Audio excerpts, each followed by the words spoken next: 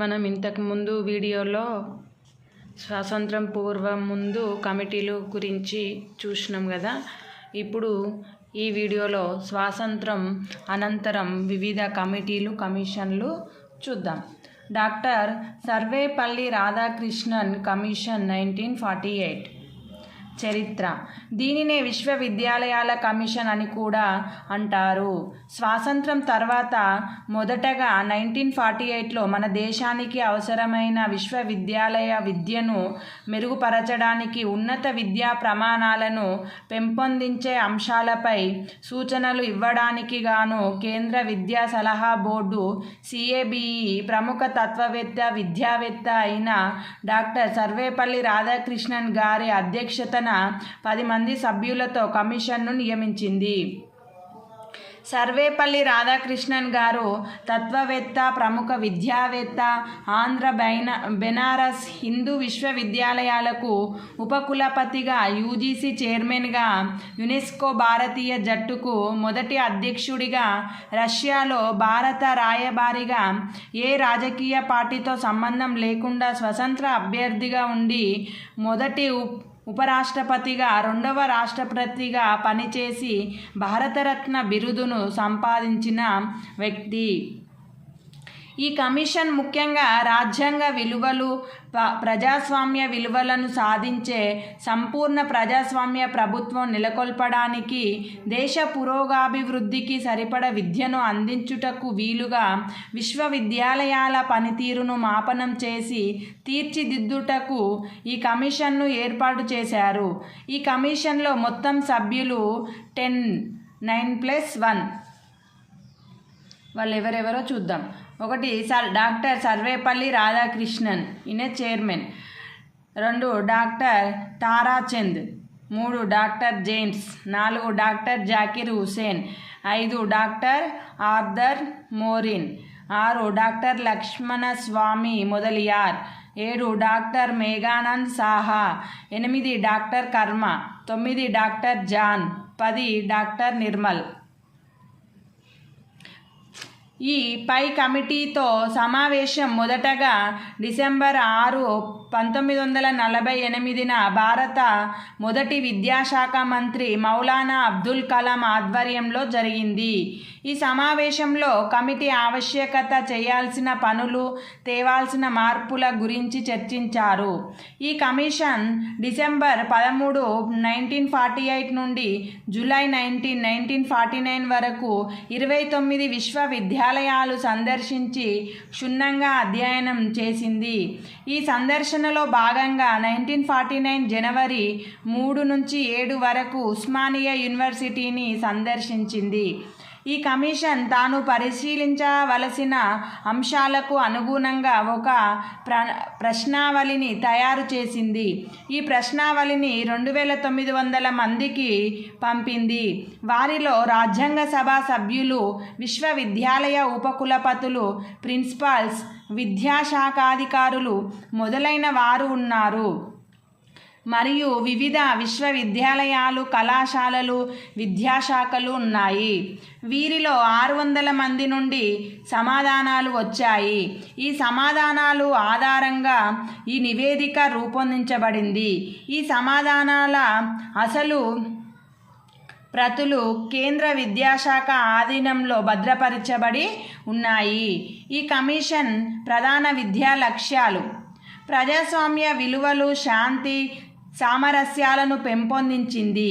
బాధ్యతాయుతమైన పౌరులను తయారు చేయడం, పౌరసత్వ శిక్షణ ఇస్తూ సంపూర్ణ వ్యక్తిత్వం గల ప్రయోజకులుగా తీర్చిదిద్దడం, రాజకీయ రంగంలో, పాలనా రంగంలో, పారిశ్రామిక, వ్యవసాయం మరియు కామర్స్ రంగాలలో కృషి చేయగల వ్యక్తులను తయారు చేసి మరియు పై అన్ని రంగాలలో నాయకులుగా తీర్చిదిద్దే బాధ్యత విశ్వవిద్యాలయాలదే.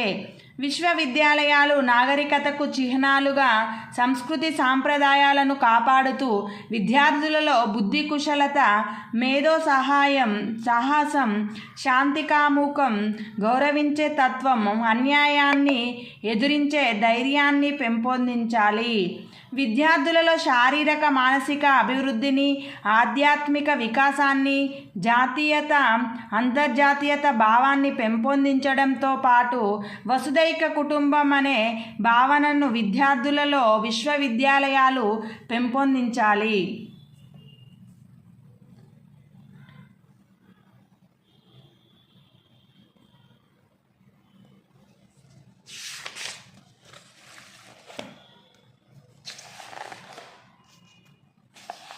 వీటితో పాటు విద్యార్థుల్లో నాయకత్వ శిక్షణ, వృత్తిపరమైన నైపుణ్యాలు, నూతన ఆవిష్కరణలు, పరిశోధనలు, విలువలు, జ్ఞాన వివేక వికాసం మరియు విస్ఫోటనం పెంపొందిస్తూ శ్రీ విద్యను అభివృద్ధి చేయాలి.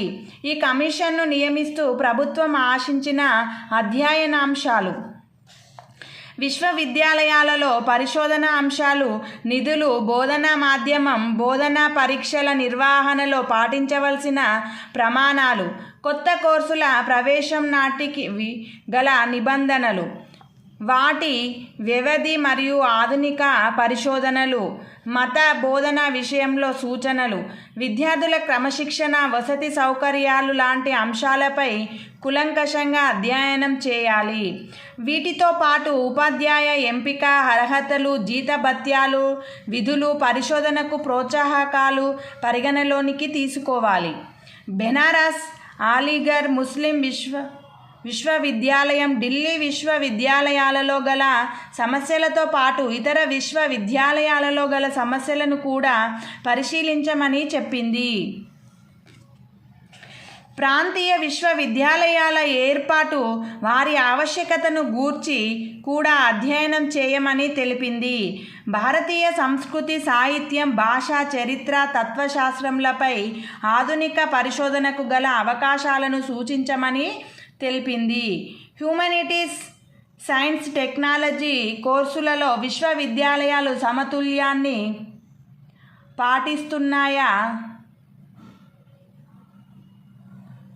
పాటిస్తున్నాయా లేదా కూడా అధ్యయనం చేయాలి.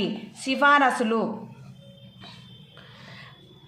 విశ్వవిద్యాలయాల అధ్యాపకుల పని గంటలు, పని దినాలు, జీతభత్యాలు తదితర అంశాల నిర్వహణ, ఆర్థిక వనరుల కోసం యూజీఓ యూనివర్సిటీ గ్రాంట్ కమిషన్ని ఏర్పాటు చేయాలని సూచించింది. మాతృభాషలోనే విద్యాబోధన జరగాలని, విశ్వవిద్యాలయాలలో పరిశోధన చేసే వారికి ఆర్థిక సహాయం చేయాలని, పరీక్షల నిర్వహణ పద్ధతిలో మార్పులు తీసుకురావాలని సూచించింది. వ్యవసాయ విద్యకు ప్రాధాన్యత ఇస్తూ గ్రామీణ విశ్వవిద్యాలయాల స్థాపనకు ప్రతిపాదించింది. విశ్వవిద్యాలయాలు సమాజపు మేధో కేంద్రాలుగా, సెంటర్స్ ఫర్ ద ఇంటెలిజెన్స్ విలసిల్లాలని అభిప్రాయపడింది. విద్యాభివృద్ధికి ఆర్థిక సహాయం సిఏబిఈ కమిటీ నివేదిక 1948-1950 విశ్వవిద్యాలయాల ఉపాధ్యాయులను 3 స్థాయిలుగా వర్గీకరించారు. అవి: A professor, B reader, C lecturer. వీరితో పాటు ఇన్స్ట్రక్టర్, పరిశోధన విద్యార్థులు కూడా ఉంటారు. వీరికి ప్రతిభ ఆధారంగా ప్రమోషన్ సౌకర్యాలు కల్పించాలి. విశ్వవిద్యాలయాల స్థాయిలో విద్యా ప్రమాణాలను కాపాడడానికి మాధ్యమిక విద్యా దశలోనే విద్యా ప్రమాణాలను పెంచాలి. డిగ్రీ కాల పరిమితి 2 నుండి 3 సంవత్సరాల వరకు పొడిగించడం, సంవత్సరానికి పని దినాలు 180 రోజులు ఉండాలని చెప్పింది. విద్యార్థులలో నైతిక విలువలను పెంపొందించుటకు ఉన్నత విద్యా పాఠ్య ప్రణాళికలో నైతిక బోధనలు చేర్చడం, శ్రీ విద్యను అభివృద్ధి చేయుటకు ఎక్కువగా మహిళా కళాశాలలు స్థాపించడం, ఎంఏ, ఎంఎస్సి, పిహెచ్డి కోర్సులలో విద్యార్థులను అఖిల భారత ప్రాతిపదికన దేశవ్యాప్తంగా అందరికీ అవకాశాలు కల్పించాలి. బోధనా ప్రమాణాలు: బోధనా పరీక్షల నిర్వహణ విషయంలో ఉన్నత ప్రమాణాలు పాటించడం విశ్వవిద్యాలయాల ముఖ్య విధి. విశ్వవిద్యాలయ స్థాయిలో విద్యా ప్రమాణాలు కాపాడడానికి ఇంటర్మీడియట్ విద్యా దశలో ప్రమాణాలను పెంచాలి. ఇంటర్మీడియట్ కాలేజీలను తగిన సంఖ్యలో, సరైన వసతులు, నిపుణులైన ఉపాధ్యాయులతో ప్రతి ప్రాంతంలో స్థాపించాలి.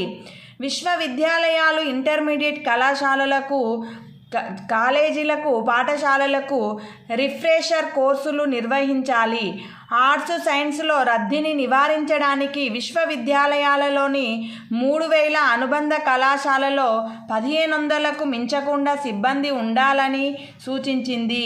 సంవత్సరంలో 180 పని దినాలు, పరీక్షా దినాలను మినహాయించి 3 టర్ములుగా, ప్రతి టర్ము 11 వారాలుగా ఉంటాయని సూచించింది.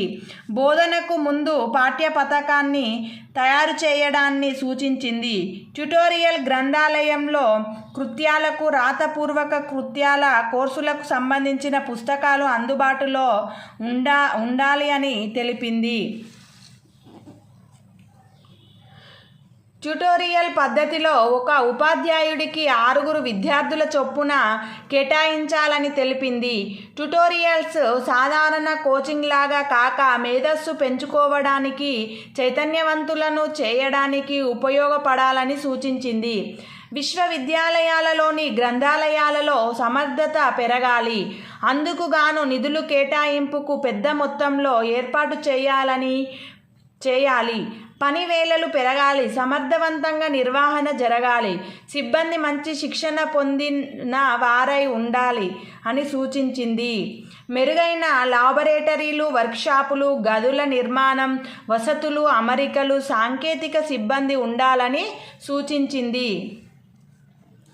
అధ్యయన కోర్సులను తయారు చేసేటప్పుడు విద్యార్థుల సాధారణ ఆసక్తులను, ప్రత్యేక ఆసక్తులను పరిగణలోనికి తీసుకోవాలి. పరిశోధన, శిక్షణ. భారతదేశంలో అన్ని విశ్వవిద్యాలయాలలో మాస్టర్ ఆఫ్ ఆర్ట్స్లకు గాను ఏకరీతిలో నిబంధనలు ఉండాలి. PhD ప్రవేశ ప్రక్రియ, నమోదు ప్రక్రియ దేశ స్థాయిలో జరగాలి. అత్యుత్తమ నాణ్యత గల ప్రచురణలు గల వారికే డిప్లొమా సాహిత్యం DSc పట్టాలు ప్రదానం చేయాలి.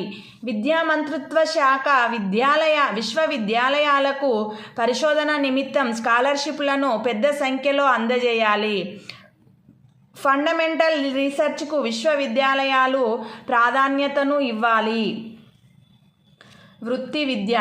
విశ్వవిద్యాలయాల విద్యా కమిషన్ వృత్తి విద్యకు సంబంధించి కొన్ని కోర్సులు సిఫారసులు చేసింది. దీన్ని 5 అంశాలుగా విభజన చేసింది. 1 వ్యవసాయ విద్య, 2 వాణిజ్య విద్య, 3 ఇంజనీరింగ్ టెక్నాలజీ, 4 న్యాయ విద్య, 5 మెడికల్ విద్య. వ్యవసాయ విద్యను ప్రముఖ జాతీయ అధ్యయన అంశంగా పరిగణించాలని, ప్రాథమిక, ద్వితీయ, ఉన్నత విద్యా స్థాయిలలో వ్యవసాయ విద్యను ప్రవేశపెట్టాలని విశ్వవిద్యాలయాల కమిషన్ ఉద్ఘాటించింది. ప్రస్తుతం ఉన్న వ్యవసాయ కళాశాలలు, సంస్థల్ని అభివృద్ధి పరచాలని, పరిశోధన కేంద్రాలను ఏర్పాటు చేయాలని తెలిపింది. వాణిజ్య విద్యా విషయంలో వాణిజ్య విద్య ఆచరణాత్మకం చేయాలని, గ్రాడ్యుయేట్లను ఒక నిర్దిష్ట శాఖలో నైపుణ్యం సంపాదించేటట్లు చేయాలని కమిషన్ సిఫారసు చేసింది. ఉపాధ్యాయ విద్యా విషయంలో ఉపాధ్యాయులకు శిక్షణ ఇవ్వడానికి శిక్షణ కళాశాలల్లో బోధనా సిబ్బందిని నియమించాలని, విద్యార్థుల సామర్థ్యాలను మదింపు చేయడానికి ఆచరిస్తున్న విషయ జ్ఞానాన్ని ఎక్కువగా ప్రాధాన్యత ఇవ్వాలని సిఫారసు చేసింది. సాధారణ విద్యను, ప్రాథమిక భౌతిక శాస్త్రాన్ని ఇంజనీరింగ్ కోర్సులలో చేర్చాలని, అప్పటికే వ్యవహారంలో ఉన్న ఇంజనీరింగ్ కళాశాలలో పోస్ట్ గ్రాడ్యుయేట్ శిక్షణ, పరిశోధన చేయడానికి అవకాశాలను పెంపొందించడం మరియు ఇవి విశ్వవిద్యాలయాలకు అతి చేరువగా అనుబంధంగా పనిచేయాలని తెలిపింది. బోధనా మాధ్యమం. ఉన్నత విద్యా బోధన సమైక్య భాషకు అవకాశాన్ని ఇస్తూ ప్రాంతీయ భాషలో బోధన జరపాలని, పెరుగుతున్న జ్ఞానాన్ని దృష్టిలో పెట్టుకొని ఇంగ్లీష్లో బోధనను ఉన్నత పాఠశాలలో, విశ్వవిద్యాలయాలలో జరపాలని కమిషన్ తెలిపింది. పరీక్ష లేదా మూల్యాంకన వ్యవస్థ. ప్రస్తుత పరీక్ష మూల్యాంకన విధానాన్ని కమిషన్ విమర్శించింది. ఈ విధానంలో ఆబ్జెక్టివ్, ఐచ్ఛిక సమాధాన ప్రశ్నలు, విద్యార్థులపై ఎక్కువ ఒత్తిడి తెస్తున్నాయని కమిషన్ సూచించింది. ఆబ్జెక్టివ్ పరీక్ష నిర్వహించే పద్ధతి, నిర్మించే సాంకేతికతలను సూచించింది. ప్రభుత్వ పాలన సంబంధిత సేవలకు విశ్వవిద్యాలయ పట్టా పొందిన వారే కావాలని పట్టుబట్టకూడదని సూచించింది. తరగతి గదిలో చేసే పనికి, బోధన సమయంలో చేసే పనికి మదింపులో ప్రాముఖ్యత ఇవ్వాలని తెలిపింది. ఏకరీతిలో పరీక్షలలో విజయ స్థాయి ఉండేలా చూడాలని తెలిపింది. డిగ్రీ కోర్సు 3 సంవత్సరాలు ఉండాలి. ఫలితం కేవలం సంవత్సర చివర పరీక్ష 1 ఆధారంగానే మాత్రమే ఉండరాదు. సంవత్సరం పొడవునా ఇచ్చే అసైన్మెంట్లు మొదలగు వాటిని 1/3వ వంతు మార్కులు ఉండాలి. పోస్ట్ గ్రాడ్యుయేషన్లో తప్ప ఏ స్థాయిలోనూ మౌఖిక పరీక్షలు ఉండరాదు. విశ్వవిద్యాలయాలు ర్యాంకులను కేటాయించేటప్పుడు 70% లేదా అంతకంటే ఎక్కువ మార్కులు పొందిన వారికి మొదటి ర్యాంకుగా, 55 to 69% మార్కులు పొందిన వారిని రెండవ ర్యాంకు, కనీసం 40% మార్కులు పొందిన వారికి 3వ ర్యాంకు వారిగా కమిషన్ తెలిపింది. గ్రేస్ మార్కులు పద్ధతిని రద్దు చేయాలని తెలిపింది.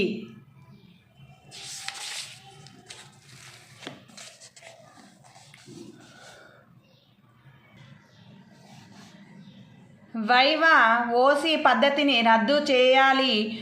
ప్రొఫెషనల్ పోస్ట్ గ్రాడ్యుయేట్ డిగ్రీ విద్యార్థులకు మాత్రమే దీనిని ఉపయోగించాలి. పరీక్షా విధానం వ్యాసరూప ప్రశ్నల తదుపరి ఆబ్జెక్టివ్ ప్రశ్నలతో కొనసాగించాలని, ప్రశ్నలలో విశ్వసనీయత, చెల్లుబాటు ఉండాలని కమిషన్ సూచించింది.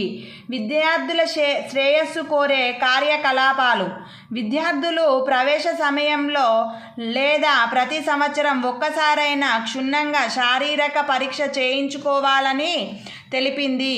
అన్ని విశ్వవిద్యాలయాలలో ఆరోగ్య సంరక్షణ సేవలు అందించడానికి వసతులు, ఆసుపత్రి సౌకర్యాలు అందుబాటులో ఉండాలని సూచించింది. అందరూ విద్యార్థులు ఎన్సిసి, నేషనల్ క్యాడెట్ కార్ప్స్లో శిక్షణ పొందాలి అని సూచించింది. విద్యార్థి యూనియన్లు రాజకీయ ఆశయాలకు, కార్యకలాపాలను దూరంగా ఉండాలి అని సూచించింది. విద్యార్థుల డీన్ ఆఫీసులను అన్ని విశ్వవిద్యాలయాలలో, కళాశాలల్లో ఏర్పాటు చేయాలి అని తెలిపింది. మహిళా విద్య, మహిళా కళాశాలల్లో పురుషుల కళాశాలల మాదిరి సౌకర్యాలు ఏర్పాటు చేయాలి. విద్యా ప్రణాళిక రూపొందించేటప్పుడు మహిళలు దేశ జనాభాలో సగభాగానికి ప్రాతినిధ్యం వహిస్తున్నారని విషయం గుర్తెరిగి ప్రవర్తించాలి. విశ్వవిద్యాలయాల సాధారణ పాలనా నిధుల నిర్వహణ, విశ్వవిద్యాలయాల నిధుల నిర్వహణ, ప్రత్యేక విషయాంశాలు, సబ్జెక్టులు, వసతుల బాధ్యత, జాతీయ విద్యా విధానాలను పాటించడం, సమర్థవంతమైన పరిపాలన నిర్వహణ, విశ్వవిద్యాలయాల్లో జాతీయ స్థాయి పరిశోధన ప్రయోగశాలలు ఏర్పాటు చేయడం, శాస్త్రీయ సర్వేలకు మధ్య అనుసంధానం చేయడం మొదలైన బాధ్యతను కేంద్ర ప్రభుత్వం చేపట్టాలని భావించింది. ఈ కమిషన్ భారతదేశంలో యూనివర్సిటీ గ్రాంట్స్ కమిషన్ను ఏర్పాటును సూచించింది. యూజీసీ విశ్వవిద్యాలయ పాలక యంత్రాంగం గురించి ఈ విధంగా తెలిపింది. Chancellor to vice chancellor to senate court to executive council to academic council to సిబ్బంది to board of studies to finance committee to selection committee.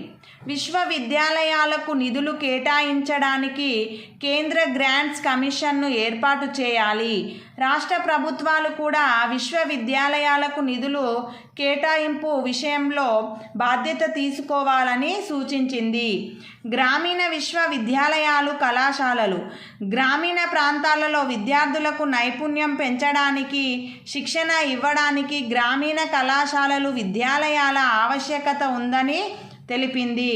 Under graduate వసతి కళాశాలలో 300 మంది విద్యార్థులు మించకూడదని, విశ్వవిద్యాలయాలలో గరిష్టంగా 2500 ప్రవేశాలకు అనుమతించడం, 300 మంది విద్యార్థులు కళాశాలల్లో ప్రత్యేక సిబ్బంది వసతుల కల్పన జరగాలని కమిషన్ సూచించింది. సాధారణ విద్య ప్రత్యేక ఆచరణాత్మక కోర్సులతో కలిపి మంచి సంస్కృతి నైపుణ్యాలను పెంపొందించాలి అని తెలిపింది. గ్రామీణ విశ్వవిద్యాలయాలలో విద్యా ప్రణాళిక బోధనాభ్యసన పద్ధతులు వేరువేరుగా ఉన్నప్పటికీ విషయాంశాలు మాత్రం ఒకే రకమైనవిగా ఉండాలని, గణితం, రసాయన శాస్త్రం, భౌతిక శాస్త్రం, జీవశాస్త్రం, వ్యాయామ విద్య, సైకాలజీ, సాహిత్యం, వేదాంతం, సమాజ శాస్త్రం మొదలైన విషయాంశాలు ఉండాలని తెలిపింది. ఈ కమిటీ సిఫారసు వల్లనే భారతదేశంలో పూర్తి స్థాయిలో యూజీసీ మరియు జాతీయ సాంకేతిక సంస్థలైన ఐఐటీలు మద్రాస్, ఖగర్పూర్, కలకత్తా, కాన్పూర్లలో స్థాపించారు.